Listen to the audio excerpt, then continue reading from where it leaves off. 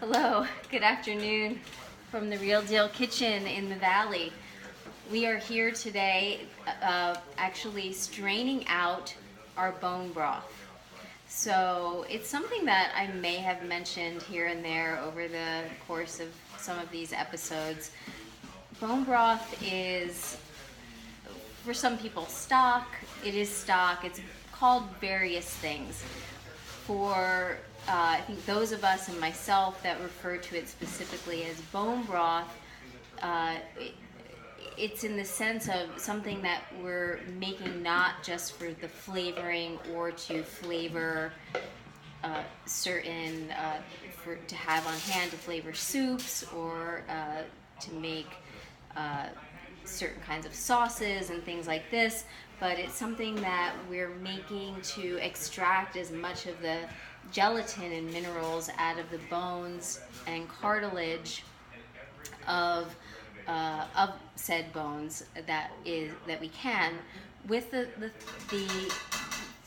thought or the history and science behind it being that this collagen and gelatin, the gelatin that's extracted, is very healing in nature, healing for your digestive system, carrying a lot of minerals that otherwise perhaps aren't as easily digested or extracted from other foods, and of course making a wonderful medium for making said soups or sauces or porridges or however you might want to consume the bone broth, even simply warmed up and seasoned with various things such as any kind of spice or ginger and just consumed as a broth in a mug. So what has happened here is we've used a 12-quart pot, a stock pot, and for that we had about 16 pounds of bones. And the bones that you would use are things like the knuckle bone, the marrow bone, the long bones, the neck bones, and those get put in the pot. Some of them are roasted. The ones that have a little bit more meat on them, I like to roast and are traditionally roasted. And the roasting imparts some of the depth of color and flavor to the broth. And so once they're roasted, put in the pot with cold water, a little bit of cider vinegar, which further helps extract the mineral from the bones. And then you can add all sorts of various things, your basic stock vegetables such as carrots, onions, celery, those basics. And then anywhere upward from that, everything from seaweed to mushrooms to then your various herbs. It depends on how neutral you want to keep it. I tend to keep mine pretty neutral. The most I will go into that will be adding mushrooms and seaweed, which we didn't to this broth. And then of course your basic herbs such as parsley, which again will give you some minerals to the soup, and some flavor, but keeping it pretty basic. That gets barely simmered for 24 to 36 hours. So here we are about 36 hours later. Really, we're 48 hours later because we turned the pot off last night. It's been completely cooled down. And now you see my dad in the background. We've taken all the bones out. And I have a big, there's no way I can lift it. We have a big stainless steel bowl with the bones that I'm now picking through, because we did have some, you do get some meat off of neck bones, and there were some long bones in here that had some meat, but this is a knuckle. We're not going to get any meat off of this, but I'm taking whatever little pieces of meat I can off of here, because then that can be what little I might get enjoyed in some of the broth, or in more ambitious times I might have made some sort of sauce or something with it. Again, you're not getting a lot, or I can just save it and add it to a soup later on whenever I might want to be doing that. That's what's been going on in the long view here, because this hopefully I'm going to get 8 quarts out of this, which isn't a lot, but it's to begin to restock, replenish my stock. I haven't made any bone broth in a year and a half, so just finished up the last of what I made. Actually, maybe 2 years ago. So that was still very delicious. I think I have 1 quart left in the freezer, and as I'm coming to the bottom of that, it was like, we need to make some bone broth.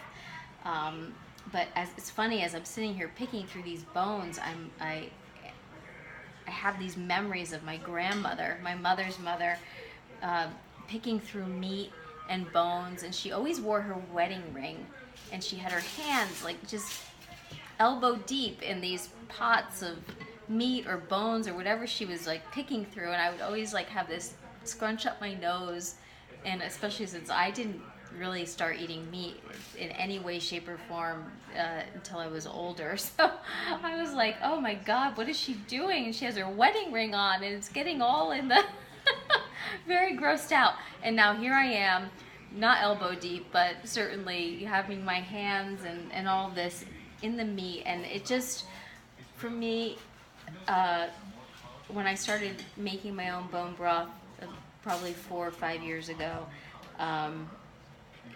really, it is a tradition, it is a history, it is a thing that our most of our ancestors did to one degree or another, whether it was from fish or beef or chicken, and these things that connect us back to where we've started, where however far back we can connect ourselves, has become of great interest to me, more to the forefront of my interest. And so as I sit here doing this, I am connected back to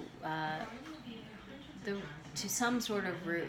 And when we root ourselves in time and place, it in a way helps us get out of the scurry of everything that is going on around us, that is pulling us in so many crazy directions, especially with the everything that's going on around us now, from natural forces to man-made forces in our politics, which I don't touch on that kind of thing because I can't bear it. My mind can't bear the weight of that. But all those things still weigh on our consciousness, whether it's in the foreground or the background of our consciousness. And so that if we can have practices that take us back to something more, that has more depth, more history, more out of this